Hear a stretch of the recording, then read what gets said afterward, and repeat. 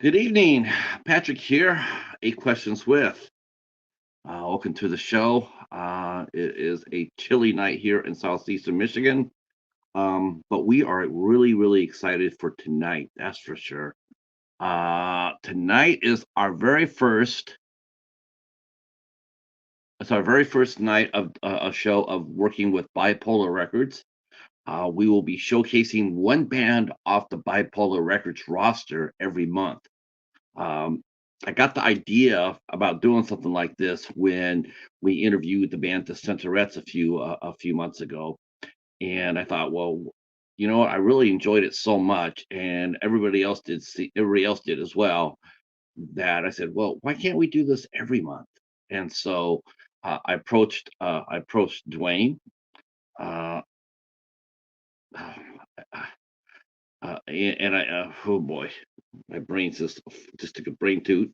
So I went over to Bipolar Records, and I said, "Hey, why don't we do this? Why don't we go ahead and put together a showcase once a month?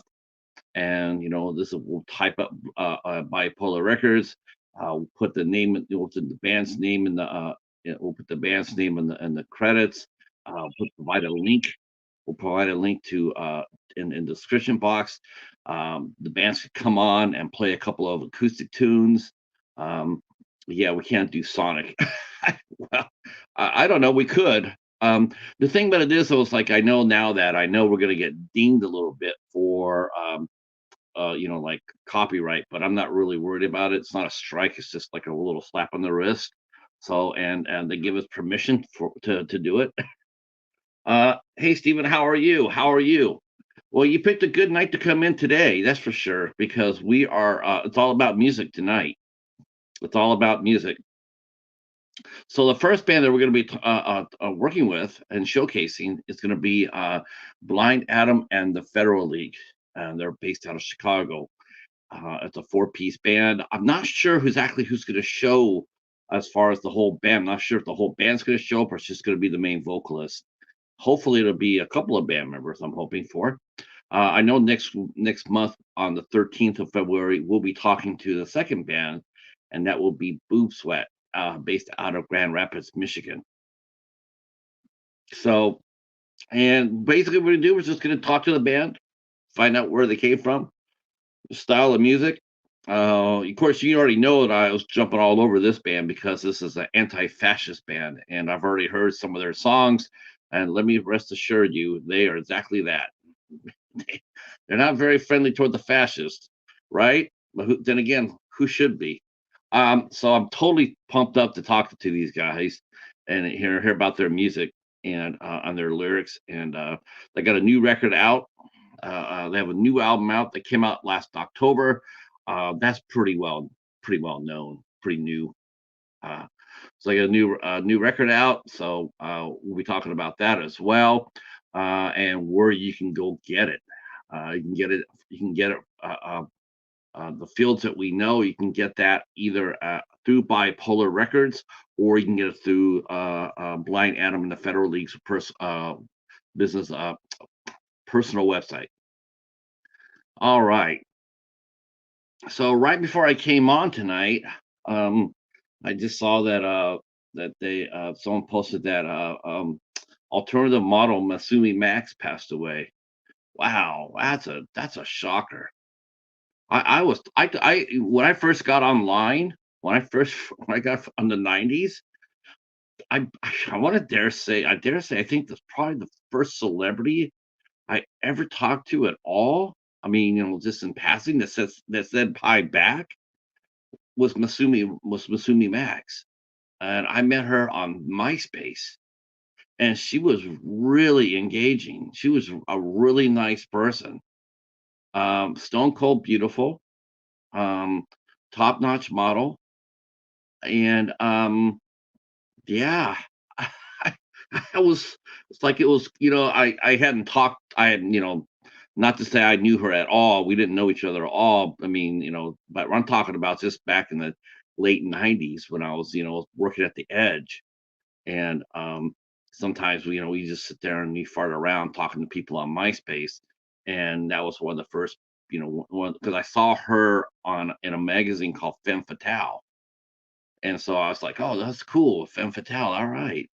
And then I started talking to her, and then like I said, just a really nice person, and they just said today that she passed away in Las Vegas at age 45, and no foul play is indicated, which probably means either a suicide or an accidental overdose. Well, overdose. Um, yeah, I that's just a shame. Yeah. Um, all right. Let's turn back the clock to yesterday. Yesterday we had a double header. Super excited to sit there and say thank you so much for coming out and talking for me at we talked to me at Cats, and then we got to talk to Miss Misery yesterday, and wow, good shows too, good shows. And it looks like, hi Sue, how are you? Glad you're here, glad you're here. It looks like I might have gotten off the frozen subscription too.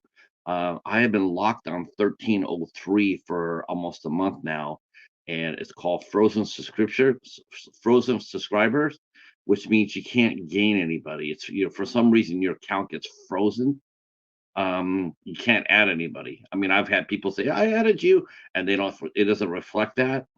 So, and the view counts have been really, really low on the show too, real low. Just about every show was clicking past 100 plus, and then this month it's just been really, really bad. And yesterday we had two really good shows, and one is closing up 80 views, and one crossed over 100. So maybe my channel is starting to thaw out a little bit. I know I've seen it happen to other channels before, so you just have to ride it out. Hopefully, they'll get it fixed, and then you start moving up again. So we'll see. We'll see. Right now we're at 1305. Hopefully we can get a few heads in here, and yeah, though it is weird, it is a little frustrating to be locked into place and then see everybody pass you by. It sort of sucks, but I'm happy that they're doing well. Happy everybody's doing well. So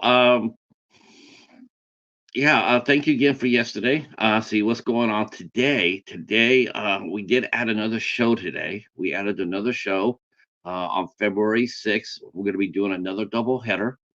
We're going to be inviting our good friend Rick Malin. I'm not going to call him Ricky anymore. I have to call him Rick. Rick Malin, who you guys might remember from OAF reviewers, who will be. He says he will be coming back with this channel later on this year. But Rick went into the world of showbiz. He wanted to act, and he made it happen for himself. And he is now going to be doing a film called One Night Rental, and it was in a very small world. This is a tiny ass world, right? So here it is. Rick is doing this movie, and he's doing this movie, and he says, "Guess who I get to work with?" And we're like, "Okay, who you got?" None other than Danny Thompson. Danny Thompson is one of the UK indie horror queens, indie screen queens. She's done a ton of horror movies. She's Drop Dead Gorgeous. I mean, she's really pretty, and she's also been a guest on the show. And so Rick got to work with her on his debut film, and so that's a small ass world if you ask me. So we're going to be talking to Rick and the screenwriter and the director of One Night Rental, Chris Annabelle. We'll be talking to them at 2 p.m. on February 6th. So I'm really excited about that. I mean, it's gonna be cool talking to Rick as a artist, as a performer, not just a pal, a YouTuber, but he's worked very hard at it, and the poster looks fantastic. The poster looks pretty cool. Danny's got this killer hat on there. I was digging it. Now I'm not exactly sure. I gotta tell you, I'm not exactly sure. I'm hoping I get a screener before the show. Um, I'm not sure if this is supposed to be an action comedy or just action, like action and adventure. I've seen behind a couple of behind the picture scenes. I'm not really sure. So I don't know if this is gonna be just like, is this gonna be like Lethal Weapon, or You Should Have Killed Me, action comedy, gangster comedy. I don't know. We'll see. We'll see. Um, so yes. What else? Oh, the calendar. Where's my calendar? Oh, it's over there. Okay. Well, I can tell you what's going on next week. So this Sunday, I will be heading over to Al the Cards channel at, I believe that he and I will meet beaten up at 3 o'clock, or two o'clock or 3 o'clock. We will be talking with Michael James Bernard from You Should Have Killed Me. We're going to be doing a Quentin Tarantino countdown. We talk about Quentin Tarantino films, and what makes them great, what makes them not so great. We're going to be talking about all things Quentin Tarantino on Sunday, and then at 8 o'clock Sunday night over on Horror with Haas's channel, the ISC Midnights will be back again, and we will be talking. We'll be talking and discussing the movie Crow's Nest. That is the movie that Haas picked out for us to watch, and we'll be watching. We'll be watching that. Um, yeah, it's gonna be a lot of fun. That's gonna be 8 o'clock Eastern time, 5 o'clock Pacific, and then next Tuesday night, our new week kicks off by interviewing actress Jamie Hill, who was one of the stars of the one of the most interesting films of last year, and that was Skinner Moretic, and she will be here talking about all things Skinner Moretic and her own career, which includes a couple of new movies coming up, Grotesque 2 and I'm Haunted 2, and yeah, so we'll be talking to Jamie about her career in Canada, and then on Wednesday, we head back down to Louisiana to talk to Mitch Lang, along with one of his stars, Benjamin Gross, and his makeup artist, Jeanette Netherland. They will be coming and talking to us about their brand new film, Mitch's brand new film, Sea of Madness. And so we'll be talking about the experience of filming that. It's a sequel to his first film, which was The Bogman, who we talked to Mitch about that, as well as his makeup artist on that movie, Bree Hill. Bree wasn't available for this shoot, so that's why we got Jeanette. And then on the 1st of February, we welcome back our good friend Mike Ferguson. Mike Ferguson, he's going to be coming back. We're going to be talking to him about all sorts of things. We have so much to talk about. I barely even touched it. I just barely even touched all the stuff that he's done since we last talked to him. I saw that he posted a clip today of the flood, and you know, it's supposed to be it is a badass scene. He squares off against Nikki Whalen, and they have this kick-ass scene, and then I'm just that guy. You can't help but love that guy. That guy will do anything to make a movie better. He really does. He will take the most unflattering looking parts and he'll make them his own. I mean, you got a guy who's like 6'2", 235, 240. He's yacked. I mean, you see Mike Ferguson, tattoos everywhere, just and he's willing to go out there and get his ass kicked on camera to make the other person look good. It's an amazing gift. It really is. It's not that easy. If it was that easy, there'd be a lot more of it, but there isn't. And he'll do anything to make the movie look great. And so we're going to talk to him about filming down in Thailand, filming the flood. I definitely want to talk to him about that fight scene with Nikki, because Nikki's a badass though. I'm not entirely shocked at that scene actually, because Nikki is a badass. She's absolutely gorgeous. She's Australian, and she's a badass. So we'll be talking about that, including Mike's brand new film, which he says is his favorite role so far. It's his favorite film that he's made so far, and that is The Showdown at the Grand.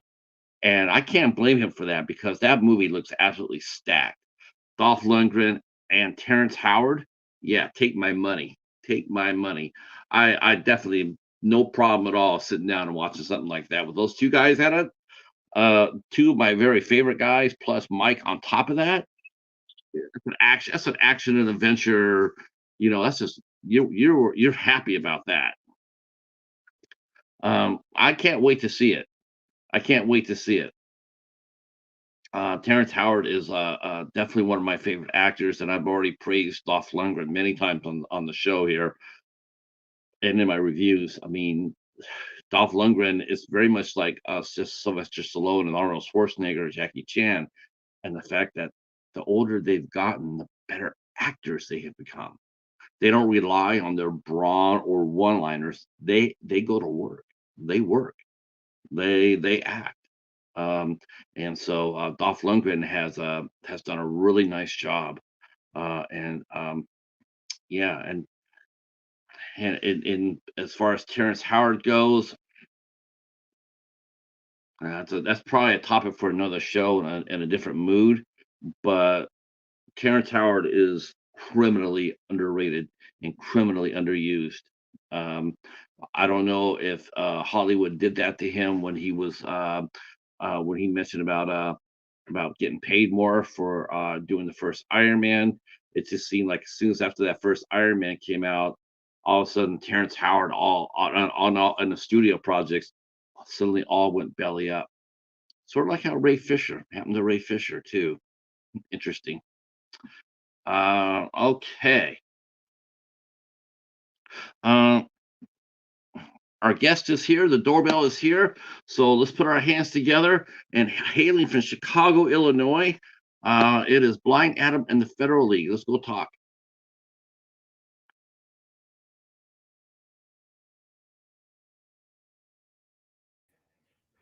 Hey, how's it going? Ta-da! Good, good. Now, how many band members are we getting today? It's just me. It's just Adam. Let me get some better lighting here too. Oh yeah, I can't see you. Yeah, let me get a light up here. I'll just get the light on my phone and put it on the tripod. Um,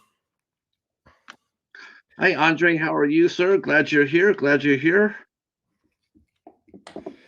All right. let's see. Really cool about our good friend Andre who comes in the chat. I can always tell people who come onto the show and they'll ask me, it's like, who does this show reach to? How many where's the scene at? Now I can always say it's international because Andre is always here and he's from New Zealand. So That's super bright. all right, all right. So just you then. Yeah, it's just me. Our drummer lives in Grand Rapids, Michigan, and our bass player Alex is at the he's at the bar that we host the DJ night at. He'll be over there getting set up for that, and then our other guitar player Nick. I'm not sure what Nick is up to tonight, but yeah, it's just me tonight.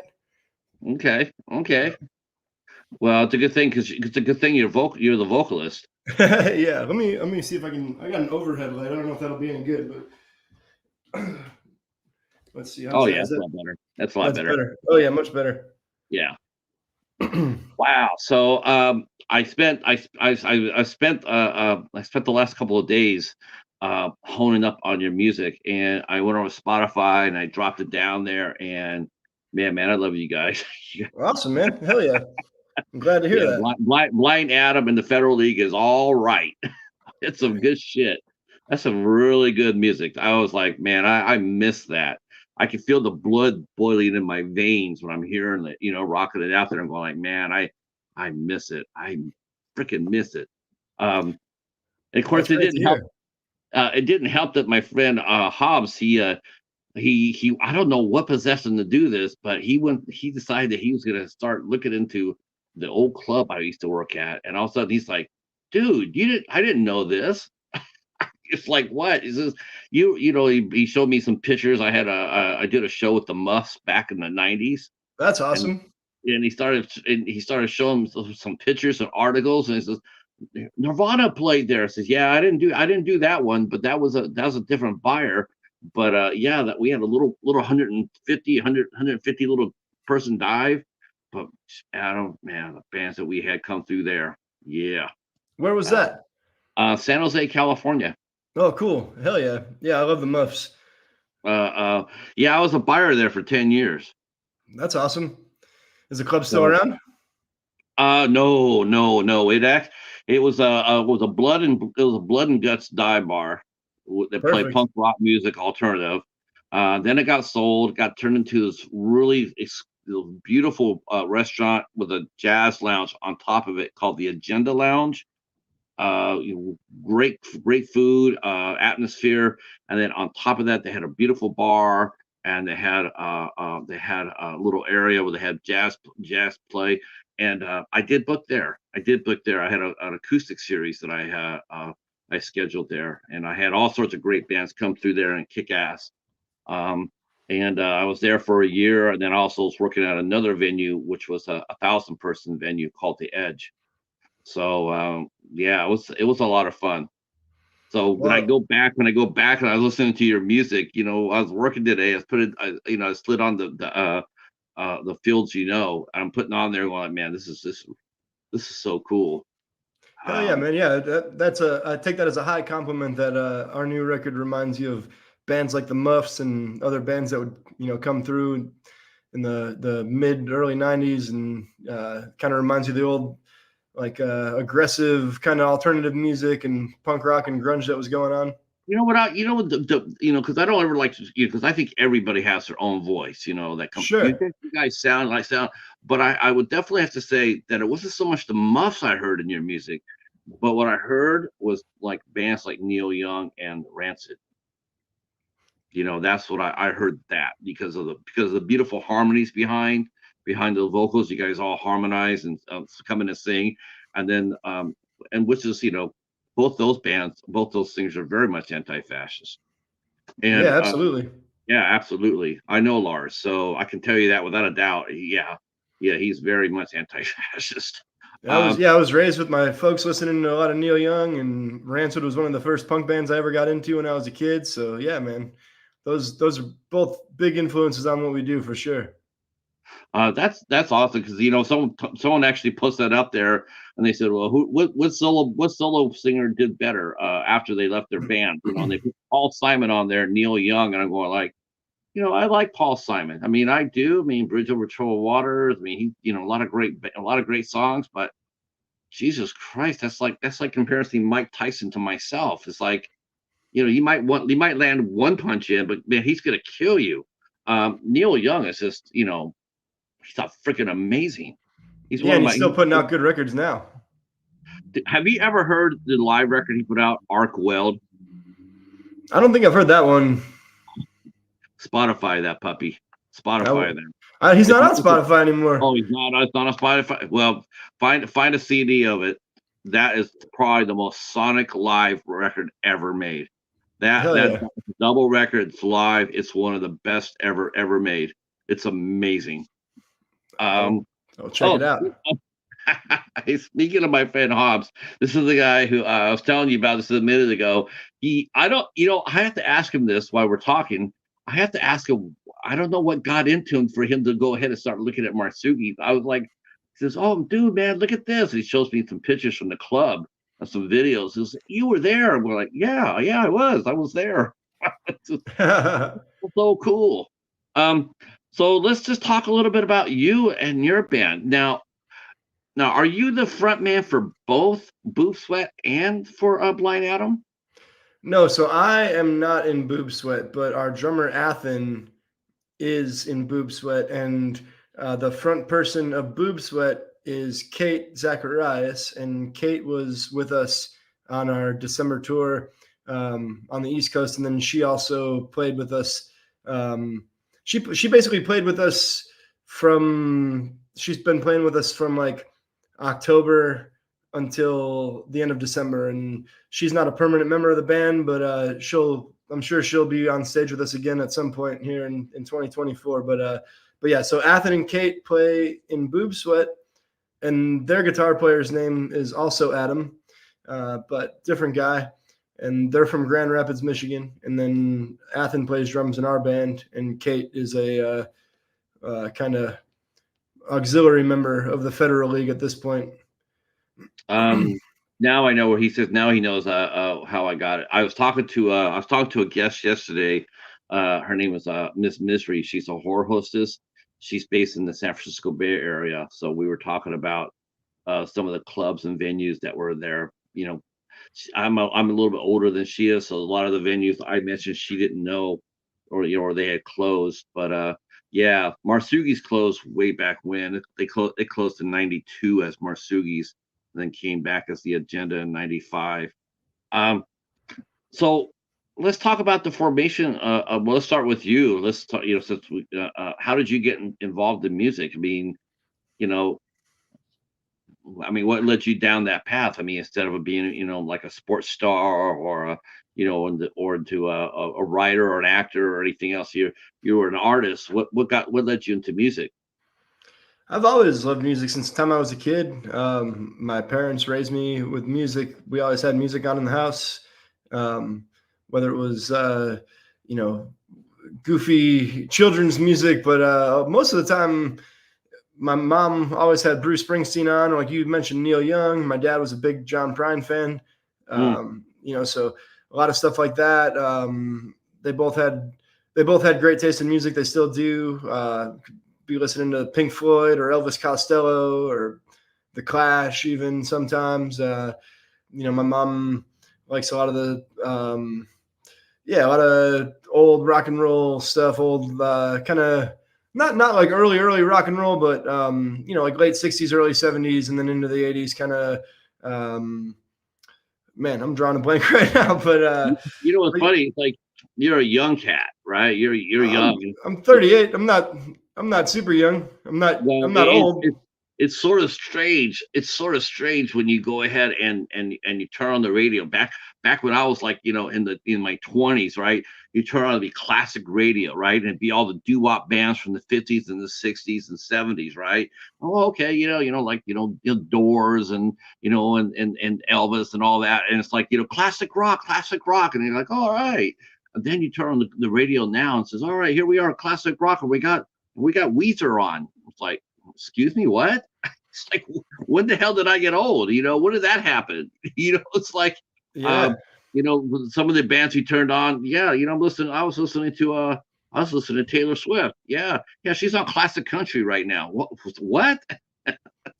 yeah, man. I mean, the first CD I ever bought was the Green Day record Dookie. I had money that I made mowing lawns, and I bought Dookie when I was 9 years old, and that was 30 years ago. So that's, Uh, I and, guess, and, but Green Day is still making great music too.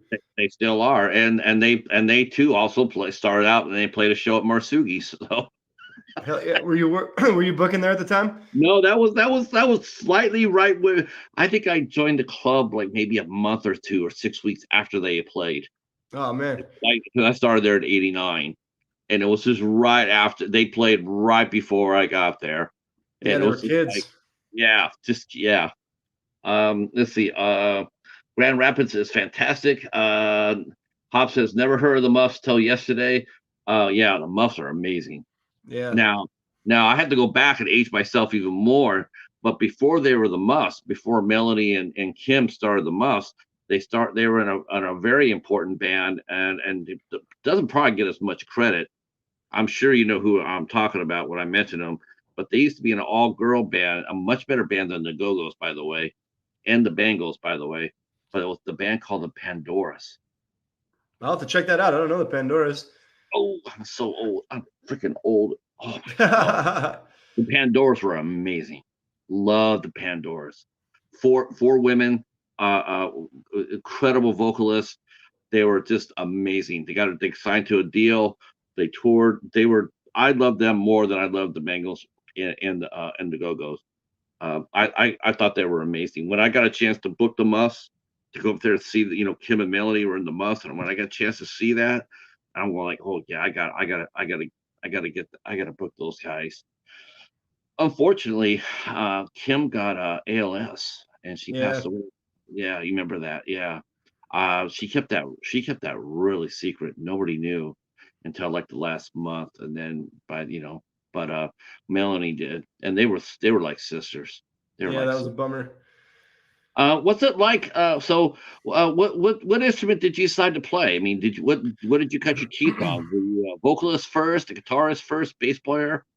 I mean, so yeah, I always had music on in the house growing up, and I had a toy guitar when I was a kid, and we'd always be singing along. I knew the words. I'd be like singing Phil Collins songs in the grocery store, in the little, the child seat in the cart when my mom was grocery shopping as a kid, and I always wanted to play the guitar, and I got a guitar for Christmas. It was from the J.C. Penney catalog, and I think it would have been 1996. I think when I was in sixth grade, and then the next year after that, I got my parents signed me up for like maybe 5 or 6 weeks worth of lessons just to see if they didn't want to overcommit in They want to case. keep you stay with it, right? Yeah, exactly. And I did. I took lessons for a little over a year, and then just got to the point where I was like, I learned enough to know how to play the punk rock music that I liked, and I wanted to.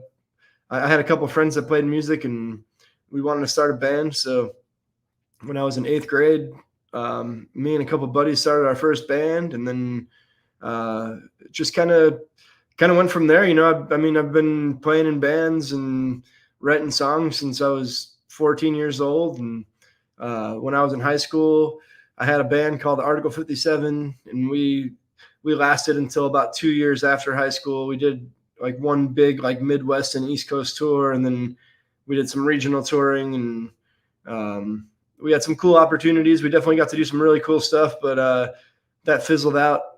People wanted to go off to college or whatever Right. they were, whatever they wanted to do, and it took a couple years for me to get another band going. But yeah, I've always played guitar. I get behind the drum kit every once in a while, but I'm not much of a drummer. And as far as bass goes, I pick up a bass and I can mess around and play root notes, but I've never been much of a bass player either. So yeah, I've always been a guitarist, and I'd say I'm not to be self-deprecating, but I strum the guitar, I play chords, and we have a lead guitar player. Our lead guitar player Nick is he's a shredder. That dude can Okay. rip, and that's not me. I'm more of a I'd say like I'm more of a folk singer with a punk rock band, like a rock and roll band behind me, and Right. um, but That's yeah, not a bad place to be. I mean, again, it's sort of like it's sort of like Neil Young. I mean, that's really what he is. He's a folk singer with a rock band behind him too. Um, absolutely. yeah, John Prine was like that, and so was Dave Alvin. Very much so. Uh, you have heard of Dave Alvin? I've heard the name, but I don't know Dave Alvin. I'll have to check him out. You ever hear? Oh boy, the Blasters. The Blasters now. Oh my I was gonna, what? I'm just gonna, Hobbs. I'm gonna borrow your line for tonight. I'm gonna have to say goodnight, folks. Myself here. You never heard of the Blasters? Oh my gosh, I'm gonna, No, I'm gonna, I'll I'm gonna take send you I'll a take long, notes, man. I'll check them out. I'm gonna send you a long list of bands for you to go ahead and take a listen to. Yeah, Reverend so Horton Heat. Reverend Horton right. Heat. Yeah, of course. Okay, okay, good, good. I'm not. Okay, there's the saving grace there. Um, so yeah, so you guys, you went on tour. Now, how old were you when you went on tour? Were you like 19 when you went on the road? The first like legitimate tour that I ever went on was about 2 or 3 weeks after graduating high school. So 18. It was in 2003. So I think between the six of us that were in the van, we had one or two cell phones. It was all MapQuest directions and an atlas. Nothing Oh, like nothing like it is now. And wow. we were on the road for a little over a month. That was a wild tour. How'd you like touring? Did you get hooked on it? No, I didn't dislike it, but I didn't hate it. I mean, like I didn't hate it or dislike it, but it was hard. It was something that like we didn't know. We'd show up to a place and it might be closed, and the contact number that we had wasn't answering, or it was disconnected, and I enjoyed it, and I still do, but I think we kind of overcommitted and didn't really know what we were doing. We were on the road for over a month, and it was a great time, and I look back on it fondly, but I Yeah. wouldn't tour like that again now. And Well, now it's I don't think buyers can get away with the shit that they did back then. I mean, today's technology and whatnot. I mean, you can literally go Google. You could Google Earth your location and make sure they're still open before you tour. yeah, And and I would not be hesitant to tell bands, even unsigned bands today. It's like I treat it just like I would with any other big act that I worked with, and that is, if you booked a band and the buyer says, yeah, I'll give you a show, this and that, and then I would not be hesitant to say, we're out, we got like 4 or 5 records out. We've done this before. We'd like to get half of our fee up front. I think that's reasonable. If you negotiate your price and ask for half of it up front, the contract. That way you don't, because there's nothing worse than for a touring band, and I've seen that. And I've been there before where venues have booked the bands and then they weren't there. I mean, I got a couple of my greatest shows out of that because some other venues shut their door, even though they had booked the show there, but they decided not to show up. And next thing yeah, you know, the bands knew of us.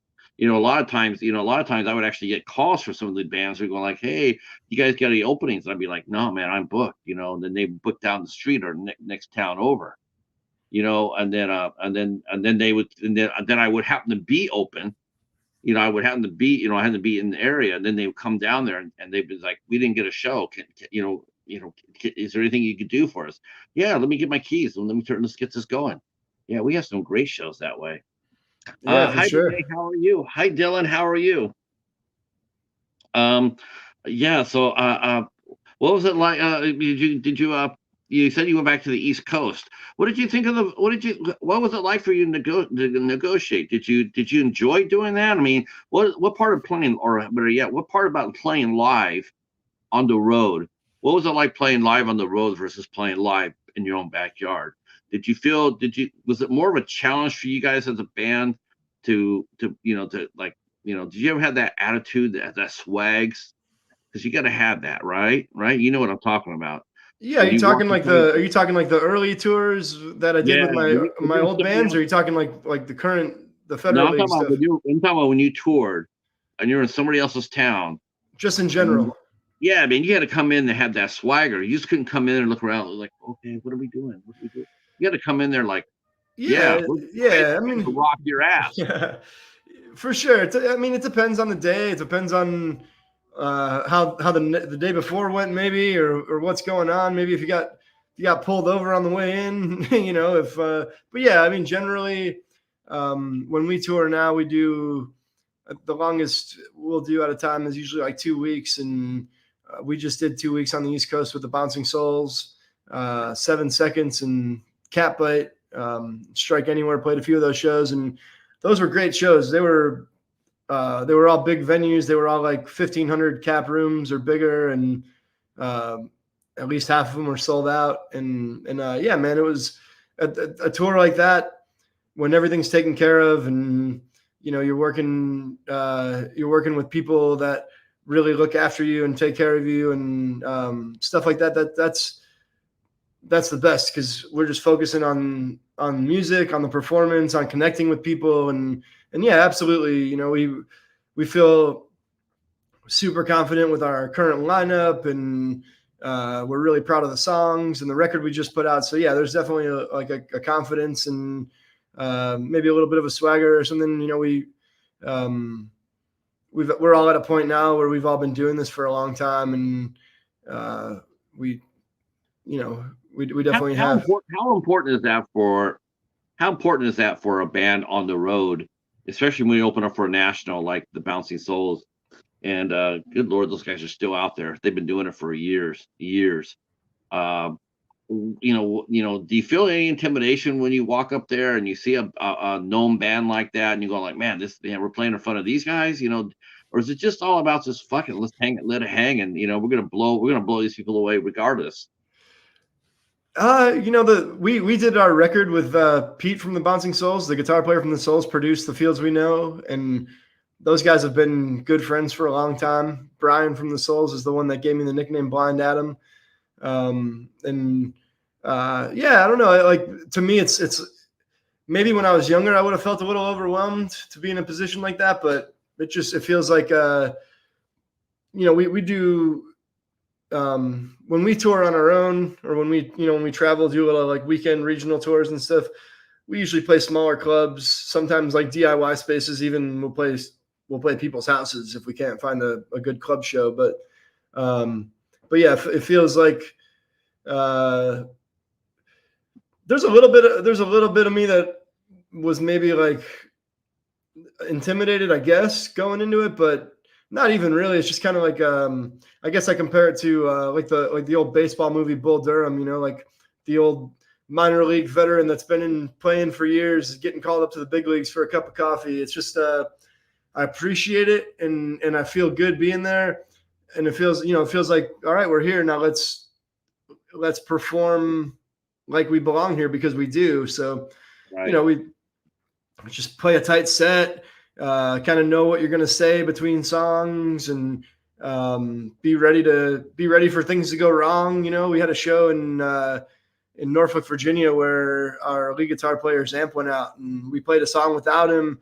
and he couldn't get it fixed. So I passed him my guitar, and then I just used, I sang on the mic the rest of the set. So just kind of being able to adapt and have fun. And if you're, if like, and we have our drummer Athen is amazing. So when you have a good drummer and everyone else knows what they're doing, it's easy, and we had 30 minutes. We're the first of 3 or 4 on a big package tour like that. So it's like, you got a tight 30-minute set and just knock it out. And we we had a big first tour. We had a big, like, 10-foot backdrop, and came out to walkout music and walk off music at the end of the set. And we just, give the people a good show. Right. What's it? See, Hobbs mentions it's interesting. It was interesting to see the amenities that come with the booking. Dinner, one well drink, 60/40 gate. Yeah, we used to do ours. We used to do our, Marsugis used to be paid by the door, and it would be 35, 25, 20, and 20. You had 3 bands on and the booker, and you paid the headliner 35%, 25, then 20, and then the booker got 20%. And yeah, you got a couple of well drinks, you got a couple of guest passes. Um, yeah, so it was it's yeah. What's it like now? I mean, what's it like now dealing with getting a show? Is it hard to get shows? I mean, obviously you're in your own backyard. It's probably pretty easy, right? It's easy for you guys to play in Chicago. And how many venues does Blind Adam get to play in? We don't play Chicago super often, because we don't want to kind of burn out the excitement. And we did our record release show in Chicago, and it's a small venue. It's like 125 cap room maybe, and we sold that out. So that was cool. Marsuki. Yeah, that was the place Yeah. called the Burlington. It's just Nice. a great little dive bar. It's the kind of place where you never know which microphone it's going to be, but one microphone has an electric current running through it that's going to zap you. So, Yeah. and our bassist Alex got that this time. Uh-huh. But yeah, man, we do pretty well in Chicago. When we play Chicago, we're opening for, big national, international touring bands.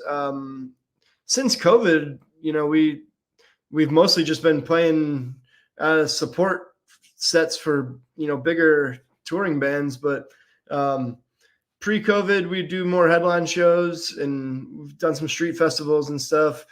We play really like all around the Midwest fairly regularly, and it's not too hard. What do you guys like as a band? I mean, do you like headlining a local place? Is it cool to headline, or do you like to play main support or opening for a bigger name band? It just depends, really. I mean, I love to, I like to be the headliner if we're playing to our crowd. If we have a good crowd, if the room is full and the people are into it, then that's a great feeling. And we can play a little longer. Maybe we get 45 minutes or an hour. Maybe push it a little over an hour, depending on the show. But yeah, we're a punk band, so usually not an hour would be like a long Yeah, set. Yeah, you'd be like the Grateful Dead playing an hour long. Yeah, but yeah, man. I mean, opening this last tour we did, that I mean, that's a dream come true. The Bouncing Souls are one of my favorite bands of all time, and Very we cool. all grew up listening to them. And Yep. to play, we played in front of 2,000 people in Philly. That's not They're something huge. when. They're huge. They're from, I believe they're from Jersey, if I'm not mistaken. Yep. Yeah, they've been king. I mean, it was them and Dropkick Murphys, man. They used to go. It was like who's doing better? Who's doing better? Dropkick Murphys or Bouncing Souls? I mean, they just as far as punk goes, they just seem to me they seem to own the East Coast. Yeah. Two really terrific bands. Yeah, Uh, for sure. let's see. Talking baseball. Yep. Roy Hobbs from The Natural. That's right. That's right. Yeah. Um, Now, how did you end up meeting Bipolar Records? How'd you get with Damon? So that's a little bit of a weird story, kind of a bummer of a story, sort of, but it had a happy ending, of course. So Athen, our drummer who plays in Boob Sweat has been on Bipolar for a while, and our last record, "An Act of Desperation," was released on a label called AF Records, which was Anti-Flag's record label, Okay, and last July, July of 23, we got home from another East Coast tour. It's easy for us to tour the East Coast being from Chicago because, we can play a few shows out there and then there's shows within a few hours of each other. So we were out on the East Coast in July and we got home. And then a few days after we got home, a podcast came out with a young woman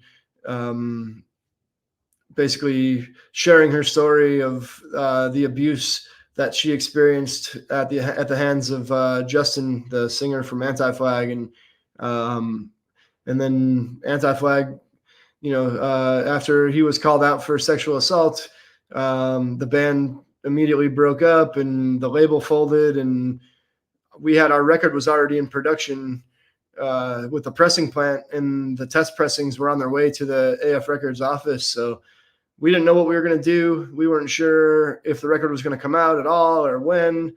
And Athen reached out to Damon from Bipolar, and Damon was immediately on board with it. And I had a phone call with Damon the next day, and he just picked it up right where AF Records left off and picked up the invoice and took over the project. And it was a little bit of a scramble because we didn't have much time, to like figure out how we were going to properly release an album in the midst of all this. But yeah, they did great. They picked it up at the last minute. They helped us pay for a bunch of merch up front, and Bipolar Records has been amazing, and it's been really great working with them. he Damon's just all about the bands, isn't it? It's all about the bands. It's we had him on the show here before, and that's what we got from him. It's like he's not here to make money. He's here to make you money. And that's what's important. Take care of his bands. You know, Absolutely. that's really a punk rock ethic too. And most any punk label I ever worked with, either from Fat Mike from Epitaph, Quarter Stick, Sub Pop. They really, Sub Pop got a little big after a while, but back in the early days when I was dealing with them before Nirvana popped, yes, but they were still considered a small label. So I was working with them and dealing with their front office. They were really, really nice people, and they were all about the bands. What can we do to make these bands? What do you need from us to help your show be a success? You know, and so it was really fun and really nice dealing with alternative and punk rock labels. The major labels were a pain in the ass to deal with. Man, it was hard getting press. It was hard getting press kits. It was hard getting a record because back then, you ask them to could you send 2 or 3 records out? Because, it wasn't for us, it was for the press. Like Right. college radio here, have a college radio here, here's the local newspaper guy. And you sit there and say, here's a record. And then you hope and wait for, next week or the week of the show that they actually will give you 10 lines in their column. Um, this is before the internet. Yeah. Now, if it was today, it would be all about, yeah, send it to me and I'll take care of it. I write my own press release. I don't have to worry about anybody else. I can just do it myself. Um, Yeah. it's much like, back in the day. Remember the term? You always hear these bands, and you go back and look at the magazines and what have you, and they would sit there and say, "Yeah, we're hoping to get with a major label. We're hoping to sign with a major label." And it's like, you don't need that anymore. You don't, not really. I mean, No, I mean, Spotify sucks as far as paying bands go, but you don't have to sit there and wait for that. Wait for some Mercury Records to come up there to yeah, we'll sign you and distribute you. You don't need that. You can distribute yourself. And do you? yeah, yeah. I Yeah. mean, we do okay. I think um, we we're a weird band because I think people like our music, but sometimes the things that we're saying might be hard for some people to digest. But I think when people hear us, they usually like us. We sell a lot of records at shows. We do okay streaming. We get a decent amount of streaming numbers, but we don't really have like distribution in record stores or anything. I don't think ByPolar has like a distro that they work with that I'm I don't aware know. of. Yeah, it's hard. And It's really weird. It's like I'm not sure. I'm not sure how many record stores there. I mean, there are a few indies out there. I mean, I see them on Instagram and whatnot. They there's a sell vinyl yeah, and that, but it's not like the old days where you could go to Tower Records or Blockbuster Records it's like there's a whole bunch of different chain stores. They're all gone, but a lot of them are gone. But there are still a lot of record stores out there. yeah, there are, and there's a lot in Chicago. I mean, there's a ton of them here. I feel like most places we go, whether it's like a smaller city or like a mid-sized city or bigger cities, college towns, whatever, there's always at least one or two decent record stores almost everywhere. So, um, yeah, I mean, it would be great if we could get into more record stores. It's just tough. It's hard to it's hard. It's hard to get distribution for that kind of thing. So it's mostly just like we sell our records on our website. Right. ByPolar sells our records, and we do okay with CDs, but we mostly sell vinyl. We do pretty well with vinyl, and Do you put out 7 inches or you put out full length? we have one 7-inch that we put out a few years ago. It's basically like a demo. It's got two songs that ended up on the last record, "An Act of Desperation," and then it's got one song that was like a kind of like an outtake or whatever, a song that didn't make the cut from our first album. Hobbs is Hobbs is asking. I don't think he'll know who this is, so thank God for that. He says, "Was G.G. Allen hard to work with? Hard to deal with? Did I've you never guys dealt find with it?" GG Allen. No, I don't. I wouldn't deal with GG Allen if. Oh, dude, no, no. I said no. I got off for that show twice. I said, hell no. We had the mentors play. That was actually the last booking agent that we had before I took over, and she booked the mentors that didn't know shit about them. And yeah, I would have never had them play. Did not like the mentors at all. Not at all. No. Um, so I was going to ask you now. You're proud. You're very proud, and you're right up front about the anti-fascist. We're Chicago's anti-fascist band, and what kind of reception do you get when you come out there and for that? Do you get a lot of, because punk rockers pretty much as traditionists, they've always been anti-fascist. I mean, you know, I think when you start thinking about, like for me, like when we had those type of people, we had the skinheads and the fascists. They used to follow ska bands, but they weren't really into punk rock. Um, Punkers were more against fascism than any other genre that I dealt with. But what's the feedback like for you in today's environment when you go out there? Do people celebrate that with you, or do they celebrate it, or do you hear snarky comments from people as well, or We are So yeah, overwhelmingly we are well received. People are into it. People are happy to hear it. I feel like a lot of people want to express the things that we're saying, but I don't know if they're either afraid to, Mm-hmm. or maybe they're apprehensive. They don't think like, a lot of people think that maybe they don't want to get too political or whatever. But I mean, everything that we experience in life is inherently political in some way. And, Mm-hmm. so overwhelmingly people are positive, like people respond positively. Every night at the merch table in December, people would stop by and they buy a bunch of stuff, and all of our merch is like, especially for this new record, is we got a t-shirt with a snake wrapped around a boot and the head's chopped off, Yes, I and love it. the hat of the snake, the head of the snake is wearing a MAGA hat, and it's licking the boot, and it says this, I got it. It's a great album cover. It's a and freaking amazing album cover. Don't tread yeah. on, don't tread on me. I won't, but I'll sure as hell cut off your head. Yeah, exactly. I'm down with that. And but yeah, there was definitely a couple people. There were a couple people along the way that were talking some shit. There was a guy in Virginia that he kind of threatened me, and then I offered to buy him a beer, and we talked for a minute, and then he continued to insult me and threaten me. So I asked him if he wanted to go outside and fight, and he said no, that it was all hypothetical. So, it's like most of the people that are bothered by the things we say are absolute cowards. Yes. Yes. Um, but they are also violent and dangerous and armed sometimes and whatever. So it's something that I don't think at this point in world history, at this point in my life, if I'm going to spend my time making music and trying to get people to pay attention to the songs we're singing, I'm like, for me, it has to be about something bigger than just like how I feel about whatever my day-to-day life or romance or whatever. And Right.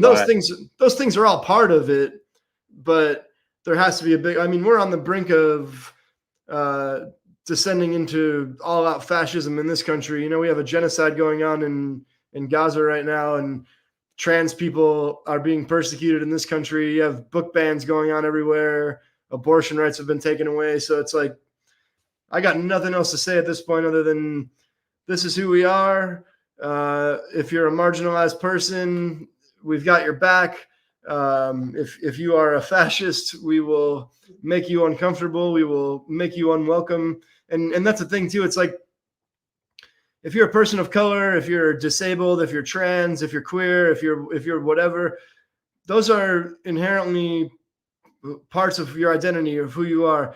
If you're a racist or a fascist or a homophobe or whatever, those are choices that you make, and you could change any day. Yeah, You you could. can. You're not. No one's telling you. I mean, I think what really gets me is the fact that we all listen to music because we're all, like when we hear something popular, everybody wants to be in it. What's that? What do they call it? FOMO, fear of missing out. So Mhm. everybody will rush over to the latest thing, right? They'll listen to it. And it's like it's the same. It's the same thing with it's the same thing with political stances and ideals. If you can rush over to listen to the latest thing as far as music goes, it doesn't define you necessarily. It just says that you really, it means that you're open-minded enough to go check out something new. And the same thing that anybody who's sitting over there wearing a MAGA hat, it's like you don't have to sit where you're at. You don't have to. No one's telling you to. But if you got the same thing, that you got the same sense that they're there because everybody else is. They have the fear of missing out. But what are you missing out on? I mean, if you go to a library or open up a history book and you sit there and say, "Oh, this is what I've been following. This is what it is," and what's so subtle about it, right, Adam? Is it's it? I guess it is subtle. It's just it has been sneaking along into this country for the last 10, 12 years, and it's just like it's refreshing to see voices such as yours stand up and actually say something about it, because we don't get enough of that. We get a lot of people on social media. Oh, they can sit there like we are, typing in, a keyboard. Yeah, MAGA sucks, MAGA sucks. Well, yeah, we know that, but would you get outside and say that? Will you actually go out there and say? I mean, you're saying that every time your band sets us play, you're you Well, know yeah, you're I've been an activist for a long time too. I was deeply involved in the anti-war movement in 2003 as an 18-year-old. I traveled to DC for protests. I was in the streets in Chicago all the time, all around the Midwest, and I've been involved in different kind of mutual aid projects, helping houseless communities in Chicago. I was out there, all of us were out there in the streets in 2020 during the uprisings in response to the murder of George Floyd. And, this is part of our lives. This is part of who we are. It's not just a T-shirt or a slogan or a song lyric. I mean, those are all parts of it too. But I mean, this is like I went to school for history and political science. I'm an anarchist, an anarcho-syndicalist, or an anarcho-communist. I'm anti-capitalist, anti-fascist. These are like I spend a lot of time. I spend probably more time reading about theory and history. I spend at least as much, if not more, time doing those things as I do on like listening to or playing or performing music. So music, I wouldn't say is secondary to that stuff, but it's hand in hand. now the rest of the band. I mean, do they feel as passionate? Are they as passionate as you about this? I mean, or do they see are they just into making music? We are all pretty well aligned ideologically. I would say I'm personally probably the most active with like social movements and political movements and stuff. But that's not to say that the rest of my bandmates aren't, and that they don't. They all support. I think if you're going to be in a band like this, you have to, especially with the record we just put out. I mean, you can't be like a neutral party or a passive person and be on stage where like every night of the December tour I was wearing a Free Palestine t-shirt and we have a giant 10-foot banner of the same logo I described with the boot with the snake in its head chopped off. Like, I mean, we are very forwardly anti-fascist. There's a lot of, the record has a lot of themes of anarchism and socialism and anti-capitalist messaging, anti-racist messaging. So yeah, they are. They're maybe not as active on the ground as I am, but that's not to say that they aren't at all. But yeah, we're all on the same page. We all sat down together with this new record, and I wrote, I would say, like 89 to 90% of the lyrics, something like that. But like, there was input from everybody, Right, right. Um, uh, if you could play on a festival with like there's a massive festival going on. I do believe it's around the Chicago area. It's like 3 days, and they have massive, just tremendously sort of like I guess it's sort of like sort of like the US Festival, I guess. But if you could play on a bill with five bands, active or non-active, what five bands would you like to see? Would you like to play with on a stage, share a stage with, and why? Living or dead. Yeah, living or dead. What five bands do you think would go really, really well with Blind Adam? 5 bands, man. I like to tell people that, like, people that don't really know our music, I like to tell people that we are somewhere between Johnny Cash and the Clash. So yeah, it would be awesome to play with Johnny Cash, especially like the later part of his career, the Rick Rubin era, American Recordings era, the Clash. That would be awesome. So I got 3 left. Probably Green Day. Okay.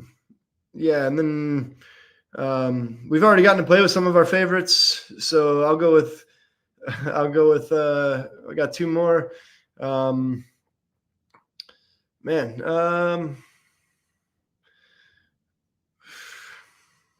that's tough. That's a tough one. Yeah. Yeah. I thought it'd be really easy. I was like, oh yeah, he's got so many great bands. I bet he can just drop them right down or on top of each other. Yeah, I mean there are so many, but that's like 5 is it's a What tight. about Neil Young? That would be cool. It'd be cool to play with Neil Young for sure. Yeah, we could. We'll put Neil Young on there. Yeah. Yeah, Neil Young. You like Rancid? Yeah, Rancid. It would be great to play with Rancid for sure. Rancid. We could just say Neil Young and Rancid for sure. I would take. I would. I think that rounds it out pretty nice. What was the first punk band that you became aware of when you were growing up? What was the first band that influenced you the most? Definitely Green Day. Green Day. Yeah. Okay. How about this? What do you think of the term sellout? What does the term sellout mean to you? It doesn't really honestly mean that much to me because it to me, I guess what it would really mean to me is like not signing to a major label, but it's like really abandoning your ideals and your ethics to a point where I don't even know. I honestly don't even know what it means because we live under capitalism and everything we do is compromised and there's exploitation along the way, no matter what, from start to finish with almost every single thing that exists in the world at this point. And to me, a sellout would be with like, if we were to sell out, it would, to me, mean that we completely turn our back on everything that we stand for, in service of someone else making money so that we could, I don't even know, like if we were going to be on like a Wells Fargo commercial or something. I mean, I don't even know what a sellout is at this point. Damon walked up there and says, "Hey, I got an offer from Bank of America to play one of your songs in a commercial. And they want to give you $150,000 to do it. I mean, what do you do? Do you take it or no? Personally, no. At this point, like you mentioned, festivals. There's festivals that a few years ago I would have loved to have played, but at this point, I don't think my ethics and my morals and integrity would be able to sit right with accepting. There's a lot. It's it makes you cynical. Now, the term sellout when I was growing up meant that when a band changed their sound. Like, I remember when like a lot of people look at Green Day and they say, "Wow, Green Day is not nearly as hard as they used to be. They're sort of soft now." It's like, no, they're not. I think the albums that they put out on Lookout Records were softer than Dookie, and they were softer than Insomniac. They kind of like, to me, they became more of a punk band when they signed in the major, at least sonically. Yeah, I agree with that. Hobbs says he wants to offer a couple of bands. I think one he might go for, but I don't know about the other one. Kiss and the Misfits. I like some Kiss songs. I like some of their music, and the Misfits are cool. I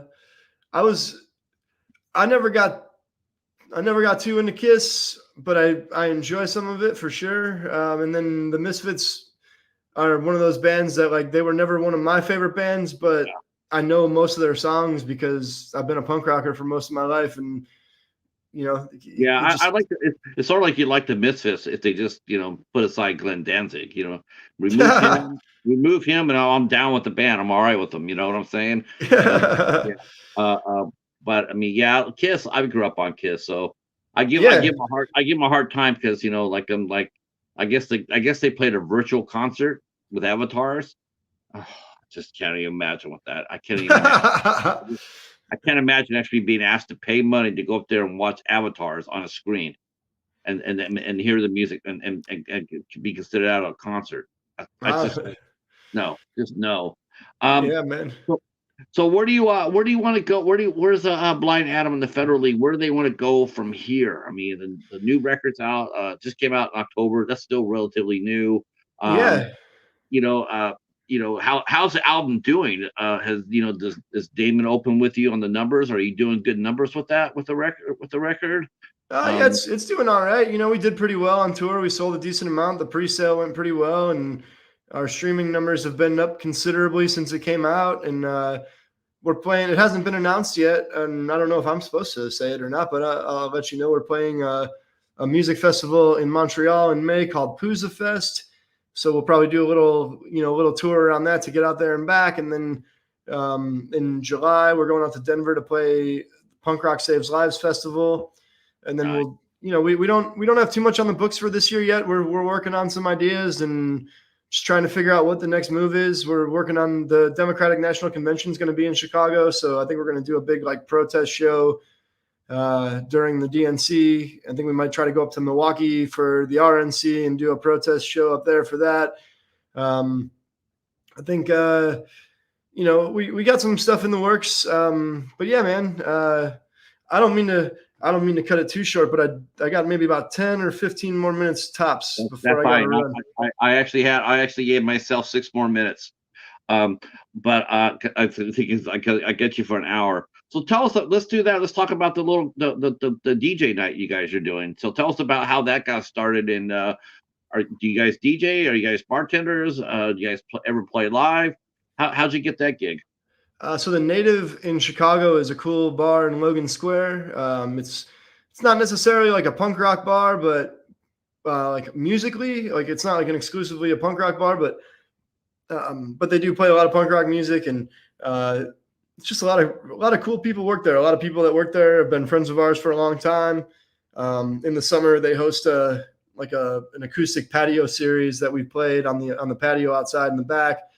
And a few months ago, the general manager approached me and asked if I'd be interested in hosting a monthly DJ night. So myself and then our bassist Alex will go, and we typically just bring a stack of records and make a little playlist. So we play album sides, either the A side or the B side, and then if we want to take a little break, we'll just put a playlist on for a minute and sit down and have a beer. But it's fun, man. A lot of friends come out and we just hang out and have a good time, and it's just a reason to get out of the house and get some people together. So it's a cool thing you playing the size, right? Because I did a DJ punk night too with my friend Paul, and we were playing singles, and cool.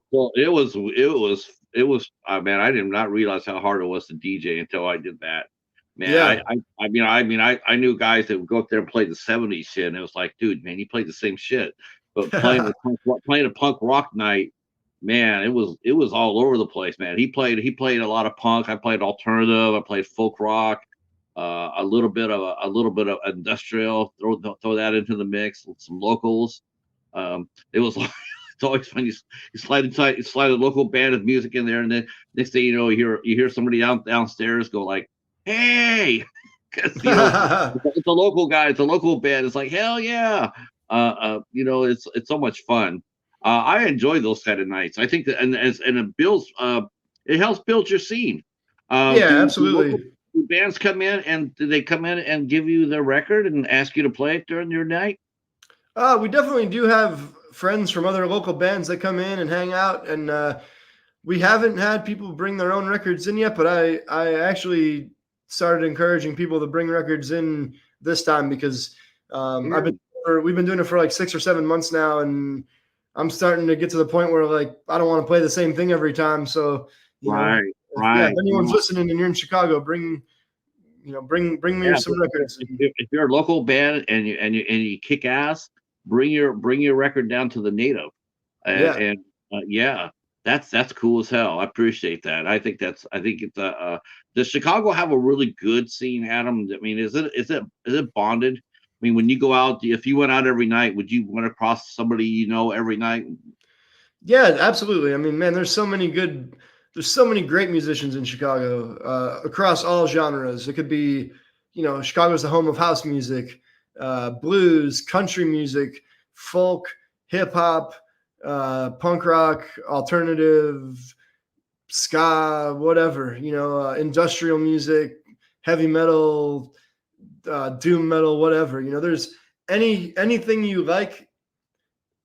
There are a multitude of people in Chicago that are doing it at a high level, and there's a lot of great venues, whether they're like top tier professional theaters, down to clubs, dive bars, DIY spaces, whatever. I mean, we are so saturated in Chicago. It's almost the problem because it's hard to get people to pay attention because there's so much going on. So there's a lot of live venues down there too. Then And yeah, an incredible amount. Yes. wow, that's such an island because around here when I first moved to the Detroit area, we used to have a ton of clubs too. We used to have a ton. You get the alternative paper every Thursday, look in the back of the club section, be like, 12, 14, 16 pages of clubs and bands and stuff. Man, but now I think you might get 2 or 3 pages. You might get 4, maybe. Yeah. Like it's not, one last question. I don't know if you know this or not, but there's a label named Touch and Go that was based out of Chicago. Are they still around? I don't know if they're still around, but I remember the label. I haven't heard anything about them for a while, but they might still be active. But yeah, they were a great label. They certainly were, and maybe they still are. I thought Touch and Go was the Chicago's answer to Sub Pop and Minnesota's answer to oh gosh, what was it? Amphetamine Reptile. That's right. Yeah, they put out some great bands. Right Another band I'll turn you on to called the Cows. Okay. All right. Well, listen, I wanted to take you to an hour. I've done that. I've got my guitar. If you want me to play a song or two. Yeah, why don't you do that, man? Yeah, let's do that. Why don't you play? You know what song? I'll tell you what song I want to hear. Okay. Let me bring it up. I practiced. I rehearsed a few before we got started. So let me know what you want to hear, and I'll do my best and then what do you got? What do you want to hear? What do you like? Man, let's rock one out. Let's rock one out. Let's do Cold Dead Hands. Okay, cool. That's one of the ones that I had prepared. Let me I can't get the guitar in the shot, but you got the Martin here. So this song is a lot of fun to play live. We've been closing our set with it, and it's a real like raucous barn burner live with the full band. It's going to be a little more subdued with the acoustic, but it's a folk song at heart. Here we go. It's Cold Dead Hands. This is a true story. The song was inspired by events that happened down at the Fest down in Gainesville, Florida, a big punk rock festival that happens every year on Halloween weekend. A few Proud Boys showed up and got ran right out of there. So here's the song, Cold Dead Hands.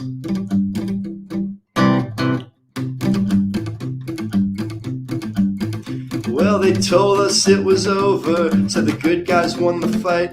But what they didn't tell you was they let those fuckers thrive. Now they're out in Charlottesville, out in Washington, D.C. They're out in your small towns and the big city police. From my cold dead hands, from my cold dead hands, take the Telecaster from my cold dead hands. Yeah, this machine kills fascists, you're a dead man where you stand. Come and take this guitar from my cold dead hands.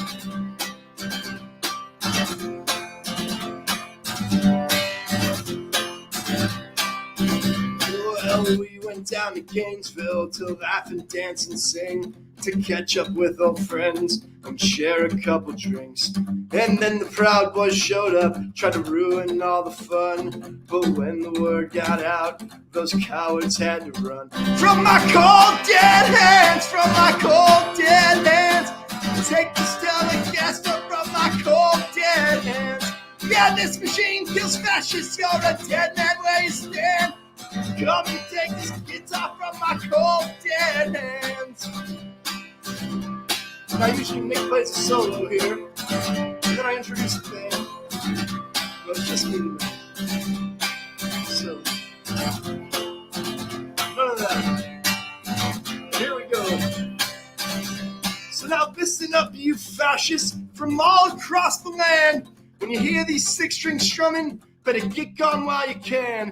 Now let me say this clearly so that you can understand. You can come and take this guitar from my cold dead hands. From my cold dead hands, from my cold dead hands. Take this Telecaster from my cold dead hands. Yeah, this machine kills fascists, you're a dead man where you stand. Come and take this guitar from my cold dead hands. Yeah. That's some shit right there. Hell yeah. That's some shit. That's some shit right there. Hell yeah. That's some great shit. Man, that's a great song. Thanks a lot, Thank man. you That's a so much, fun one. man. Thank you so much. You want one more? Yeah, I got one more. All right. Let's see. This one's called "Meet Me at George Floyd Square." So, in Okay. in Minneapolis, in the intersection where Derek Chauvin and the Minneapolis police murdered George Floyd, it's become kind of like a living art installation, a memorial. But it's also this beautiful community that has really like focused their organizing around the principles of mutual aid and solidarity and anti-racism. Anti-capitalism, and you see people there that are like they're organizing to help each other pay each other's mortgages off if they're behind, pay each other's medical bills, make sure everyone has food, make sure everyone has clothing, housing, keep the police out without an escort. The police can't come into the neighborhood without an escort, and they're being filmed the whole time. And they've really transformed the area into, when you think about the utopian society that we all dream about, like they've really brought that to life in that area.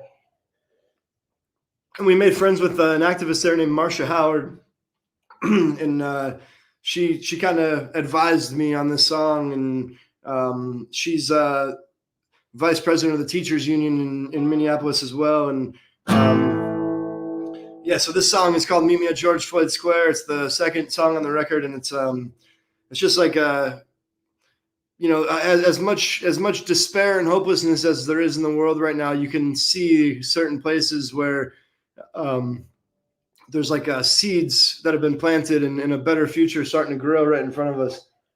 Yeah, we just got to make sure we make sure that we keep it and let it continue to grow. We can't afford to sleep on the vote this year. Got it, Yeah. everything we work for will be wiped away if that happens. Yeah, man, and yes, this is "Meet Me at George Floyd Square."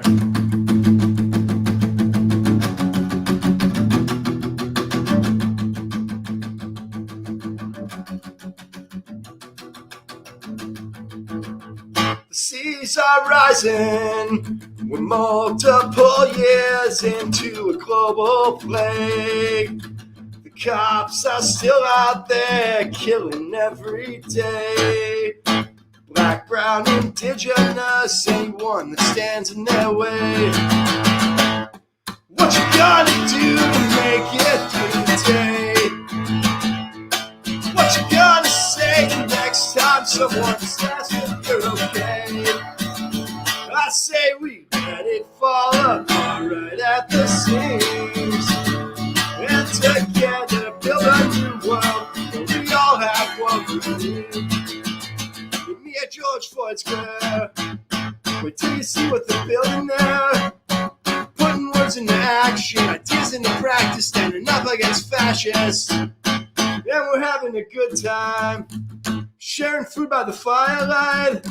We celebrate and we mourn, we try to build something more, and we'll keep on demanding. What you gonna do to make it through the day? What you gonna say the next time someone asks if you're okay? I say we let it fall apart right at the seams, and together build a new world where we all have what we need.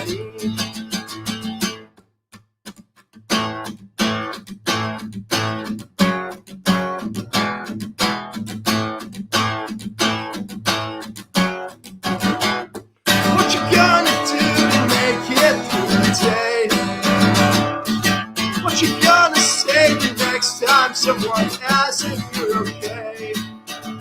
I say we let it fall apart right at the seams.